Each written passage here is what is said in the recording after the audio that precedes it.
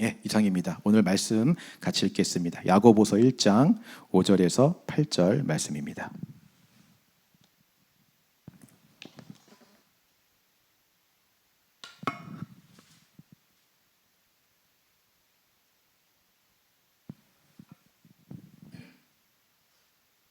예, 다 찾으셨으면 우리 한 목소리로 같이 읽도록 하겠습니다. 5절에서 8절. 자, 시작. 모든 사람에게 후히 주시고 꾸짖지 아니하시는 하나님께 구하라.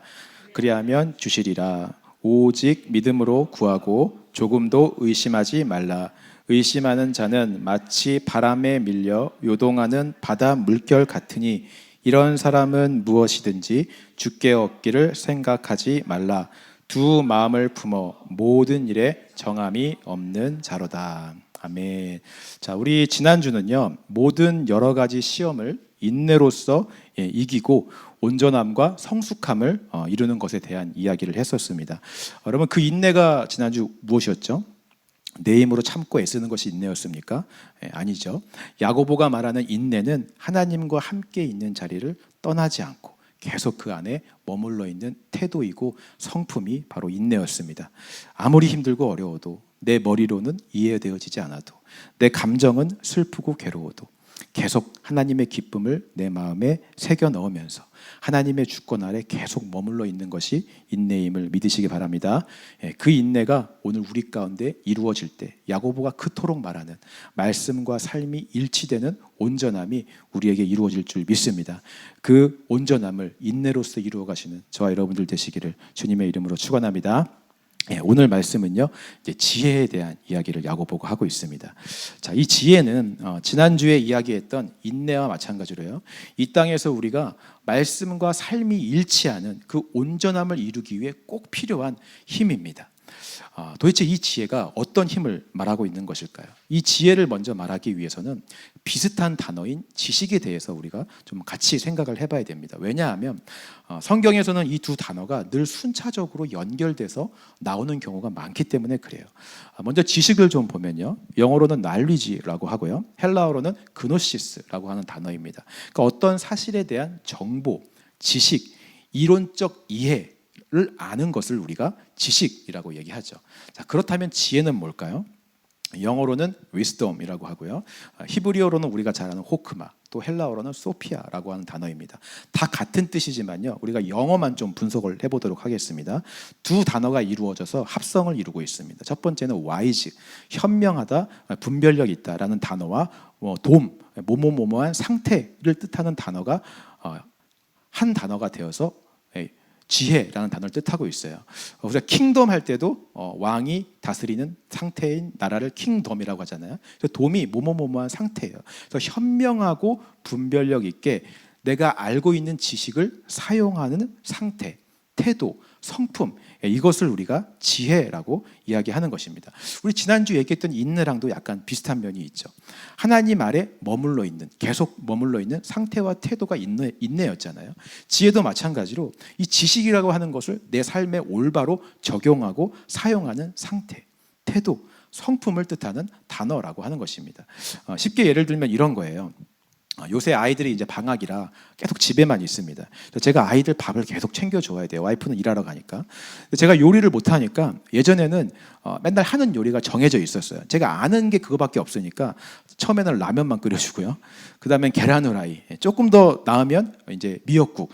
저희가 애가 많다 보니까 미역국은 자연스럽게 어떻게 끓이는지 알게 되더라고요. 그 다음에 삼겹살, 제일 쉬운 거잖아요. 그것만 계속 해주는 거예요. 근데 어느 순간부터 애들이 계속 똑같은 것만 먹으니까 아빠 오늘 메뉴 뭐야?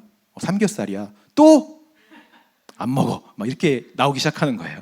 그래서 제가 그때부터 인터넷으로 레시피를 찾아보기 시작했습니다. 인터넷을 찾아보니까 이 같은 삼겹살이라도 요리하는 방법이 정말 다양한 거예요. 여러분 혹시 아침 식사 하셨나요? 죄송합니다. 먹을 음식을 보여드려서 정말 다양한 요리의 삼겹살을 만들 수가 있더라고요. 이렇게 많은 삼겹살 요리가 있어요. 더 많지만 제가 일단 가장 먹음직스러워 보이는 것들만 골랐습니다. 이런 지식과 정보를 알게 되니까 저는 새로운 세상을 만난 것 같았어요. 야, 삼겹살은 구워만 먹는 게 아니었구나. 굽는 방법도 훈연하는 것도 있고 수비도 방식도 있고 삶을 수도 있고 오븐에 구울 수도 있구나. 시즈닝 하는 것도 소금 후추만 뿌리는 게 아니라 정말 다양한 것들을 가지고 양념을 할 수 있구나라는 것들을 알게 되었습니다. 몰랐던 사실과 지식과 정보를 제가 알게 된 거죠. 그래서 이 지식대로 한번 요리를 해보기로 결정했습니다. 새롭게 알게 된 지식을 가지고요, 현명하고 분별력 있게 저희 아이들이 좋아할 만한 양념, 우리 아이들이 좋아할 만한 굽는 방식으로 적용해서 요리를 실제로 해보는 것은 이제부터는 지혜의 영역이다라고 하는 것이죠. 지식으로 아는 것들을 내가 분별하고 현명하게 내 삶 가운데 나타내는 것, 그것을 바로 지혜라고 이야기하는 것입니다. 그런데요, 처음에는 이게 잘 안 되는 거예요. 그 요리를 인터넷을 통해 제가 보기는 했지만 한 번도 먹어본 적은 없잖아요. 먹어본 경험은 없으니까 이게 무슨 맛인지 정확히 제가 모르는 거예요. 실패도 몇 번 하고 다 태우기도 하고 양념이 짜게 되기도 했습니다. 그러다가 정말 우연치 않게 어느 누군가가 집에 초대해서 가게 되었는데 이 레시피대로 만든 고기를 제가 먹어보게 된 거예요. 너무 맛있는 거예요. 진짜 맛있었습니다. 비로소 이 고기가 어떤 맛인지를 제가 알게 됐어요. 내가 경험한 그 맛을 가지고 다시 레시피대로 요리를 하기 시작했습니다.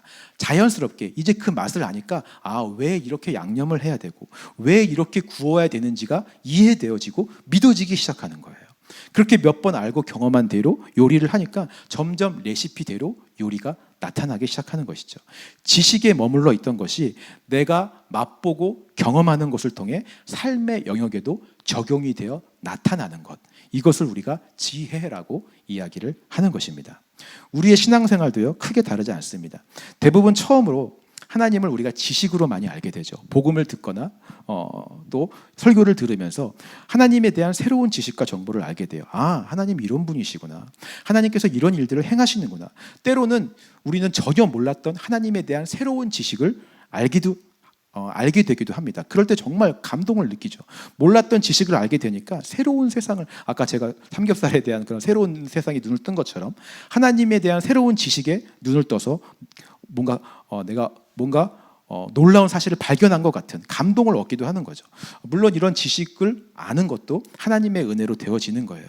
그래서 우리가 눈물도 흘리고요, 새로운 지식을 알게 된 거에 대해서 감동도 받고 뭔가 깨달음을 얻은 것처럼 막 은혜를 받아요. 근데 대부분은 거기서 끝나는 경우가 많습니다. 예배 때 감동받고 눈물도 흘리고 새로운 것을 안 거에 대한 기쁨도 있지만 이 지식이 내 삶 가운데서 먹어지고 내 것으로 체험되어져서 삶으로 나타내는 데까지는 가지를 않는 거예요. 실제가 되지 않고 적용 부분이 되어지지 않는 것이죠. 지혜로 나타나지 않는 것입니다. 이걸 먹어보질 못하니까 가운데 부분이 되지 않는 거예요. 하나님께서 은혜를 주셔서 체험되어지고 먹게 되어지는 경험이 없게 된다라고 하는 것이죠. 그래서 오늘 야고보가 이 지혜를 얻는 방법에 대해서 알려주고 있는 것입니다. 5절 말씀 한번 읽어보겠습니다. 5절 시작.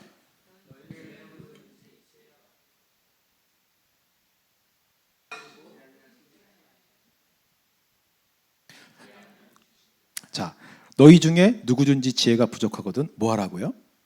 하나님께 구하라 라고 이야기를 하고 있습니다. 이 말은 다시 말하면 이 지혜는 누가 주신다는 것입니까? 하나님께서 주신다고 하는 것이죠. 우리가 아는 지식을 우리 삶 가운데 실제가 되게 해서 나타나게 하는 지혜는 우리가 할 수 있는 것이 아닙니다. 야고보의 말대로 우리의 힘으로는 누구든지 부족할 수밖에 없어요. 내 안에는 이 생명의 말씀이 실제가 되게 할 수 있는 힘이 없습니다. 능력이 없어요. 없는데도 불구하고 계속 우리의 힘과 노력으로 이 지식을 지혜가 되게 하려고 애를 쓴다면 그것은 바리새인들이 했던 율법주의, 종교생활과 똑같이 되는 거예요. 아까 요리를 들어서 예를 들면 이런 것입니다. 아까 제가 삼겹살 요리 방법에 대해서 새로운 것들을 알게 되었죠. 인터넷을 통해서 공부하고 충분히 습득을 했습니다. 이제는 너무나 잘 알아서 다른 사람에게 설명할 수도 있어요. 가르칠 수도 있게 되었습니다. 근데 사실은 여전히 한 번도 제가 이 요리를 직접 먹어본 적은 없어요. 먹어본 적은 없지만 열심히 배우고 공부하고 들어서 말로 설명할 수도 있고 가르칠 수도 있고 비슷하게 흉내낼 수도 있는 거예요. 다른 사람이 먹어본 맛을 설명하는 유튜브 영상을 보고 이런 맛이겠구나라고 추측해서 또 설명을 하고요. 잘 모르는 사람들이 볼 때는 저 사람이 먹어본 것 같다라고 느낄 정도로 가르칠 수도 있을 것입니다.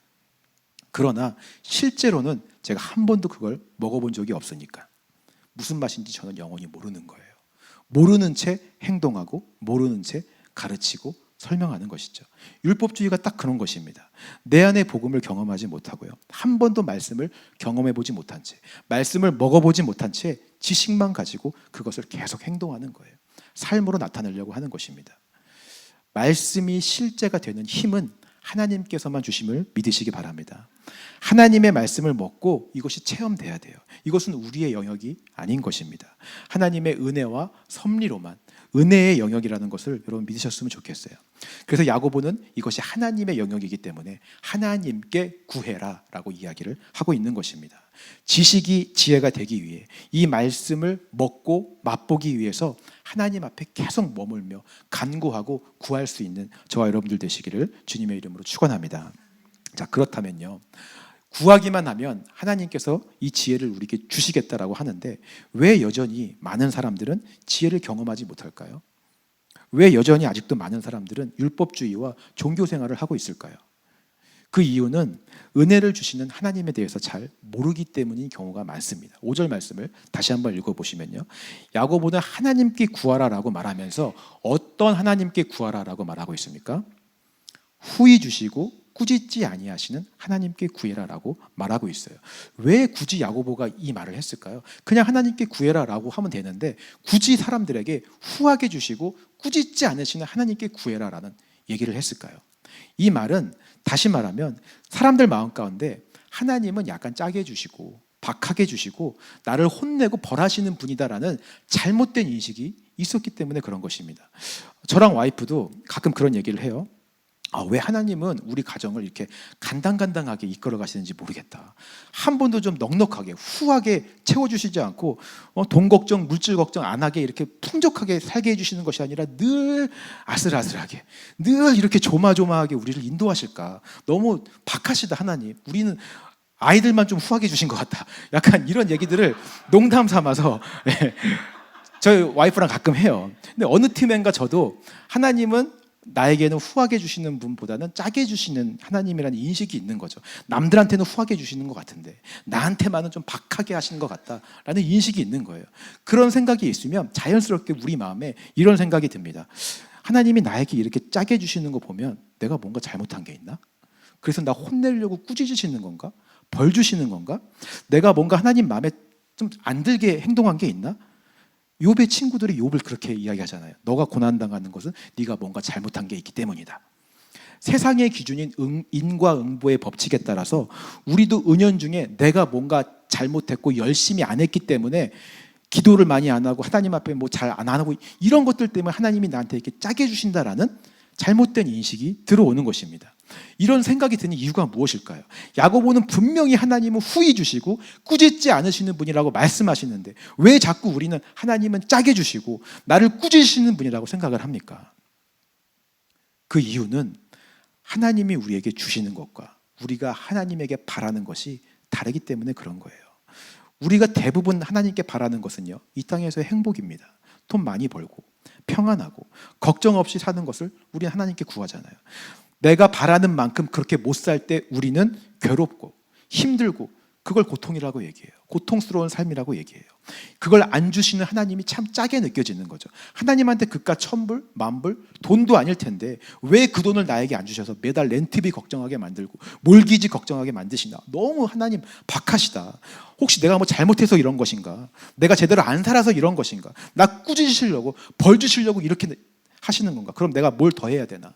더 열심히 기도하면 되나? 헌금 더 많이 하면 되나? 교회 가서 더 봉사 많이 하면 되나?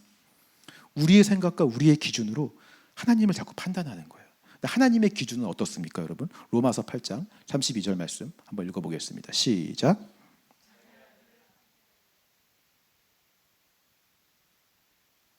어찌 그 아들과 함께 모든 것을 우리에게 주시지 아니하겠느냐. 놀라운 말씀이죠. 하나님께서 후하게 주심은 어디까지입니까? 자신의 사랑하는 아들을 아끼지 않으실 정도로 후하게 주시는 분이 하나님이신 줄 믿습니다. 여러분, 이것은요, 후하다라는 표현을 넘어서 그냥 자신의 모든 것을 다 주실 정도로 크고 위대하고 넉넉함을 말하고 있는 거예요. 하나님께서 우리에게 후하게 주시고자 하는 것은 이 땅에서의 행복, 돈, 건강, 명예 정도가 아닌 거예요. 하나님 자신을 주고 싶어 하세요. 예수라고 하는 하나님 존재 자체를 우리에게 주시기 원하시는 줄 믿습니다. 하나님의 전부를 우리가 받았는데 어떻게 우리가 하나님은 후하지 않다라고 말할 수 있겠어요? 하나님은 박하시다라고 우리가 이야기할 수 있겠습니까? 자신의 전부를 다 부숴서 우리에게 주신 분이 바로 하나님이십니다. 그 예수님을 우리에게 주신 이유가 무엇이겠습니까? 바로 우리를 꾸짖지 않으시려고 주시는 거예요. 벌 주지 않으시려고 우리에게 진짜 죄의 형벌에서 우리를 자유케 해주시려고 자신의 모든 것을 내어서 우리에게 주신 것을 믿으시기 바랍니다. 그런데 왜 우리는 자꾸 오늘 내 뜻대로 안 되는 거에 대해서, 내가 바라는 것에 대해서, 바라는 대로 살지 못하는 거에 대해서 하나님께 자꾸 꾸짖음 받는다고 생각합니까? 여전히 우리 마음 가운데 아직도 우리의 행위와 노력을 믿고 있는 마음이 있어요. 내 행위와 노력이 하나님께 상벌을 받는 근거다라고 생각하는 마음이 여전히 있는 거예요. 여러분, 기억하셨으면 좋겠습니다. 우리의 행위로는, 어떠한 노력으로도 하나님의 기준을 만족할 수 없음을 믿으시기 바랍니다. 아무리 착하고요, 아무리 의롭게 살아도 우리의 행위로는 하나님의 기준을 만족시킬 수 없어요. 우리의 행위 때문에 만약에 우리가 상벌을 받아야 된다면 우리는 수천 번, 수만 번도 더 이 땅에서 죽어 없어져야 돼요. 근데 여러분, 우리가 그렇게 살고 있습니까? 이 땅에서 우리가 잘 살아가고 있잖아요. 지금 이 땅에서 우리는 벌 받고 있는 것이 아니에요. 꾸짖음 당하고 있는 것이 아닙니다. 오히려 하나님께 사랑받고 구원받아서 그 은혜를 누리며 살고 있음을 믿으시기 바랍니다. 자꾸 이 놀라운 하나님의 사랑을 모르고 내 기준으로 하나님은 박하시다, 후하게 주지 않으시다, 꾸짖으신다라고 우리가 생각을 하는 것입니다. 저희 둘째가요, 여러분 다 아실 텐데 제일 어른스럽습니다. 이번 하와이 총회 갔을 때 총회 기간에 제 생일이었어요. 유일하게 저렇게 제 생일 선물을 챙겨준 게 우리 둘째예요. 자기가 실뜨개질을 좋아하거든요. 실뜨개질로 저렇게 곰을 만들어서, 아빠라고 곰을 만들어서 생일 카드와 함께, 저희 와이프도 챙겨주지 않는 생일을 하와이 총회 기간에 저희 딸 둘째만 챙겨주었습니다. 가끔은 너무 어른스럽고 착해서 안쓰러울 때가 있어요. 우리 1번과 3번은 안 그렇거든요. 1번과 3번은 하와이 총회 갔는데 이제 목사님들이 용돈을 막 주셨어요. 우리 애들한테. 큰 돈을, 작은 돈이 아니었어요. 큰 돈이었습니다. 큰 돈을 받았는데 1번은 받는 순간 하루 만에 그 돈을 다 썼어요. 쇼핑센터 가서 자기 사고 싶은 거 다 사고 먹고 싶은 거 다 사고, 그리고도 엄마 아빠한테 와서 자기 필요한 거 있으니까 사달라고 얘기해요. 1번과 3번은 그래요. 근데 2번은 그런 돈을 받으면 다 모아요. 다 모아서 뭔가 필요한 게 있을 때 그 돈 안에서 자기가 필요한 걸 사는 거예요. 그래서 얼마 전에도 이게 실뜨개질을 좋아하니까 진서랑 같이 실을 사러 갔어요. 그러니까 아빠랑 같이 갔으니까 아빠가 이 실을 사주겠다라고 했는데도 자기 돈으로 사겠다는 거예요. 이건 자기 거니까 내 돈으로 사겠다라고 하는 거예요. 그래서 아니야 진서야, 아빠가 사줄게. 아빠로서 진서가 구하기만 하면, 원하기만 한다면 이것보다 더 해주고 싶어. 그게 부모의 마음이잖아요. 능력이 없고 돈이 없어서 못 해주는 것뿐이지, 능력만 된다면 아이가 원하는 것 이상으로 후하게 주고 싶은 것이 부모의 마음이지 않겠습니까? 근데 아이가 자꾸 선을 긋는 거예요. 자기 행위에 대한 대가만 딱 원해요. 딱 그만큼의 보상만 받기를 원한다면 여러분, 부모의 마음이 얼마나 안타깝고 안쓰럽겠습니까? 하나님도 그러시지 않을까요? 우리가 하나님 앞에 선을 긋고 있는 건 아닐까요? 하나님은 우리의 행위에 대한 상벌이 아니라, 우리가 요구하는 세상 행복 정도가 아니라 하나님 자신을 통째로, 예수 그리스도 전부를 우리에게 주시고 싶어 하시는데, 우리는 자꾸 하나님한테 내 행위에 대한 보상만 달라고 하는 거예요. 내가 열심히 하면 이것만큼의 상을 주세요. 그거 안 주시면 하나님 나 혼내키시고 나 꾸짖으시는 분이시야 라고 불평하고 원망하고. 하나님이 보실 때 얼마나 안타깝고 안쓰러우실까요? 여러분, 하나님은 하나님 자신을 다 부셔서 예수님을, 우리 하나님 전부를 우리에게 주시기를 원하심을 믿으시기 바랍니다. 그 예수님이 우리 가운데 오시면 말씀이 실제가 되고 복음이 우리 가운데 삶이 되고 지식이 지혜가 되는 역사가 일어나는 것입니다. 후하게 주시고 꾸짖지 않으시고 모든 것을 넉넉하게 주시는 하나님께 지혜를 구하시는 저와 여러분들 되시기를 주님의 이름으로 축원합니다. 이것이 첫 번째 지혜를 구하는 방법이에요. 자, 두 번째 지혜를 구하는 방법은 6절입니다. 6절 말씀 같이 읽겠습니다. 시작.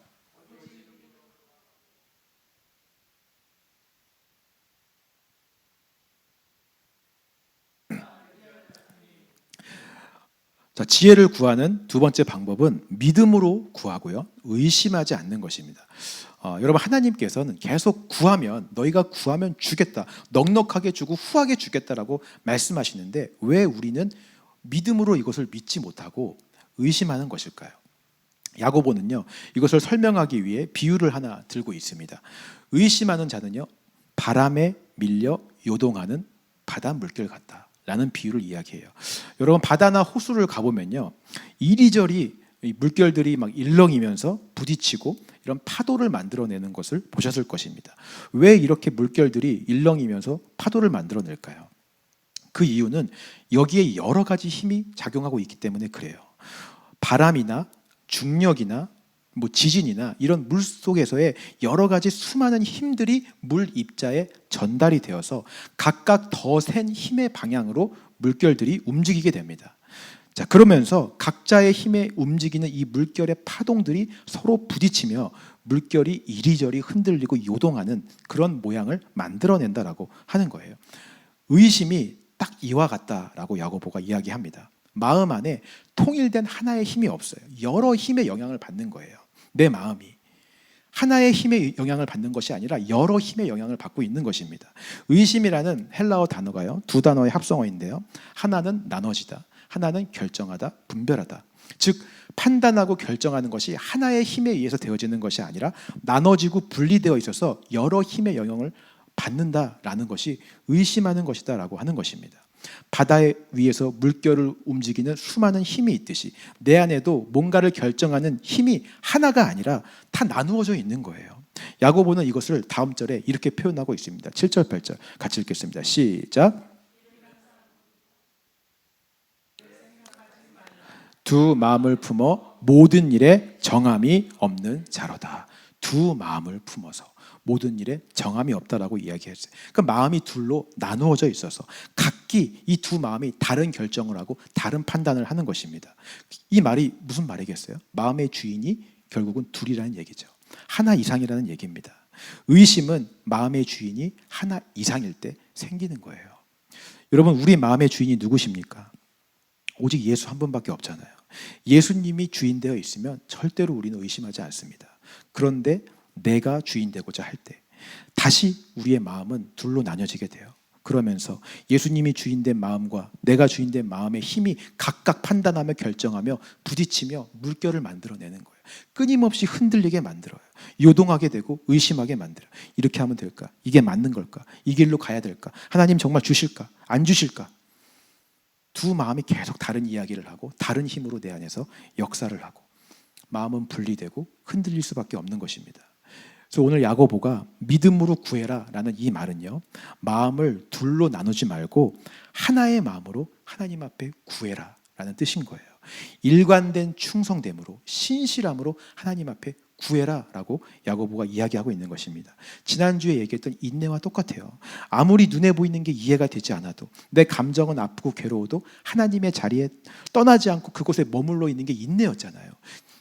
이 의심하지 않고 믿음으로 구하는 것도 마찬가지인 것입니다. 어떤 상황에도 흔들리지 않고 예수님이 내 안에 주인 되심을 믿고 거기에 순종하며 기다리며 머물러 있는 것이 바로 의심하지 않는 믿음이라고 하는 것입니다. 여러분, 우리가요, 지난주 이제 멕시코 선교 보고도 했지만 처음에 교회가 멕시코 선교를 가기로 했을 때 제 안에도요, 의심이 있었습니다. 4가지 의심이 있었어요. 물론 하나님께서 비전을 주셔서 우리가 준비한 것이지만 사람이기 때문에 의심이 드는 거예요.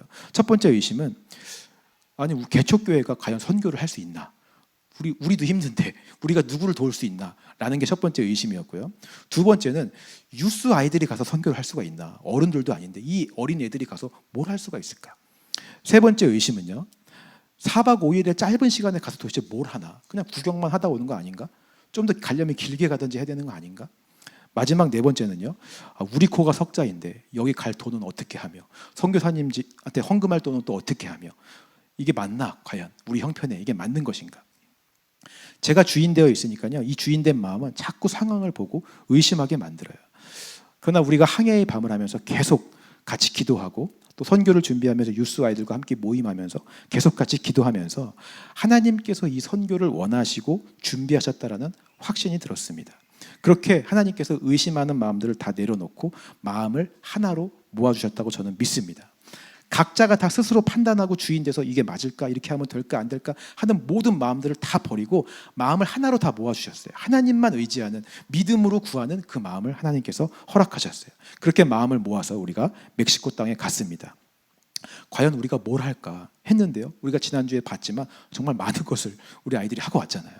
그것보다 정말 놀라웠던 건 뭐냐면, 우리가 그 땅을 밟음으로써요, 선교사님의 사역의 지경이 넓어지는 것을 제가 보게 되었어요. 여러분, 선교사님도 멕시코 간 지 얼마 안 되었기 때문에 사역이 한정되어 있었어요. 그냥 학교에서 아이들 가르치는 게 그게 전부였어요. 근데 우리가 선교팀이 온다고 하니까 멕시코에 있는 다른 선교사님들이 우리가 간 선교사님한테 이것도 한번 해봐라, 저것도 한번 해봐라 하면서 자기의 사역들을 소개시켜주기 시작하는 거예요. 그래서 우리가 갔던 그 방문지들이 선교사님도 처음 가본 곳들이에요. 다 우리 때문에, 우리가 그 땅을 밟음으로 선교사님의 사역의 지경도 넓어지게 된 줄 믿습니다. 하나님이 그렇게 역사하신 거예요. 우리 코가 석자인데 돈도 없는데 개척교회가 어떻게 선교제를 갈까? 가서 우리가 2,000불 또 헌금하고 왔잖아요. 2,000불 개척교회가 얼마나 큰 돈입니까? 흘려보내고 왔어요. 갔다 온 바로 다음 날 성암복음센터 정 목사님께서 전화를 주셨어요. 갑자기 큰 돈이 생겼는데 어디로 흘려보낼지 고민하다가 우리 교회가 생각이 났다는 거예요. 지난주에 10,000불을 받았습니다. 흘려보낸 거에 몇 배로 하나님께서 채워주신 줄 믿습니다. 믿음으로 우리는 의심하지 않으면, 믿음으로 하나님의 그 일들이 우리 가운데 실제가 되는 일들을 경험할 수 있다고 하는 것이죠. 보이지 않는 것을 실상이 되게 하는 것이 믿음인 줄 믿습니다. 그러나 내가 주인되어 끊임없이 의심하는 마음이 있다면 이 기적이 눈앞에서 일어난다 할지라도 실제가 되지는 못해요. 실상이 되지는 못하는 거예요. 이스라엘 백성들이 딱 그렇습니다. 홍해가 갈라지는 것도 보고요, 매일같이 구름기둥과 불기둥을 보았어요. 아침에 일어나면 하나님이 주신 만나를 입으로 씹어 먹었어요.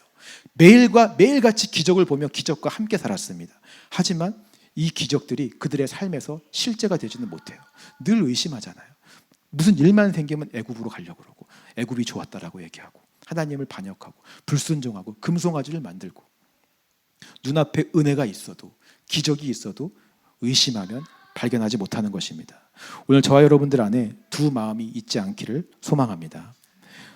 내 마음이 내려놓아질 때, 아까 우리가 불렀던 찬양처럼 의심, 구름 거치고 하나님이 하시는 크고 놀라운 일들을 우리가 보게 될 줄 믿습니다. 그 은혜를 실제로 경험하시는 저와 여러분들 되시기를 주님의 이름으로 축원합니다. 그래서 이번 주 우리가 빛을 비추는 세 번째 행동에 대해서 여러분 소개를 해드리려고 합니다. 지난주는 우리가 임주영 선교사님한테 우리 메시지 보내고 위로의 말씀 우리가 보내는 거였잖아요. 선교사님이 많은 성도분들한테 위로를 받았다라고, 격려의 메시지를 받았다고 감사함을 표시해 오셨습니다. 여러분들은 벌써 야고보서를 하면서 첫 번째, 두 번째 두 가지나 세상의 빛을 비추신 거예요. 자, 이번 주 세 번째 빛을 비추는 행동입니다. 아까 우리가 후하게 주시는 하나님에 대해서 이야기를 했는데, 그 하나님의 마음을 우리가 좀 경험하기를 원합니다. 우리의 자녀들에게 우리도 후하게 주는 부모님이라는 생각을 좀 우리 아이들이 느낄 수 있도록 사랑을 베푸는 한 주가 되었으면 좋겠어요. 그러니까 자녀가 뭔가 요구했을 때 요구하는 것 이상으로 후하게 베풀어 주심이 이번 주에 여러분들에게 있었으면 좋겠습니다. 혹시나 자녀가 지금 같이 안 계시다면 전화를 걸어서 연락하고, 아이들이 우리 아버지가, 우리 부모님이 내가 원하는 것보다 더 나를 사랑하고 더 나를 아끼고 있구나라는 걸 우리 아이들이 느낄 수 있을 정도로 후하게 주시는 넘치는 그 사랑을 표현했으면 좋겠어요. 그 사랑을 아이들한테 얘기하고 또 격려하고 표현하고, 말로 안 하면 아이들이 알아듣지를 못합니다. 우리의 입술로 고백하고 사랑한다라고 이야기하고 넉넉하게 좀 이렇게 아이들을 사랑할 수 있는 그런 한 주간이 되었으면 좋겠습니다. 하실 수 있으시겠죠? 다음 주에 풍성한 CD 모임 때 풍성한 나눔이 있기를 소망합니다. 말씀을 정리하도록 하겠습니다. 이 땅에서 말씀과 삶이 일치하는 온전함을 위해 우리는 지난주에 인내라는 힘에 대해서 배웠고요. 오늘은 지혜라는 힘에 대해서 이야기를 했습니다. 이 지혜가 무엇입니까? 우리가 들은 지식의 말씀을 내 삶 가운데 온전히 적용하여 실제가 되게 해서 나타내게 만드는 힘이 바로 지혜였습니다. 이 지혜를 야고보는 하나님께 구해라라고 이야기하고 있어요. 내 힘으로는 얻을 수 없는 것이기 때문에 후하게 주시고 꾸짖지 않으시는 하나님께 간구해라. 하나님이 이 지혜를 우리 가운데 실제가 되게 해줄 줄 믿습니다. 두 번째는 구할 때 의심하지 말고 구하라는 거예요. 믿음으로 구해라. 너가 주인 되어서 판단하고 너의 그 기준으로 생각하지 말고 하나님의 약속의 말씀을 신뢰하고 마음을 하나로 모아서 성령님이 인도하시는 대로 순종하고 구해라. 그럴 때 약속의 말씀들이 저와 여러분들 가운데서 실제가 되어지고 삶이 되어질 줄 믿습니다. 한 주간 그 은혜를 경험하시는 저와 여러분들 되시기를 주님의 이름으로 축원합니다. 우리 찬양 그래서 같이 했으면 좋겠습니다. 우리 아까 했던 찬양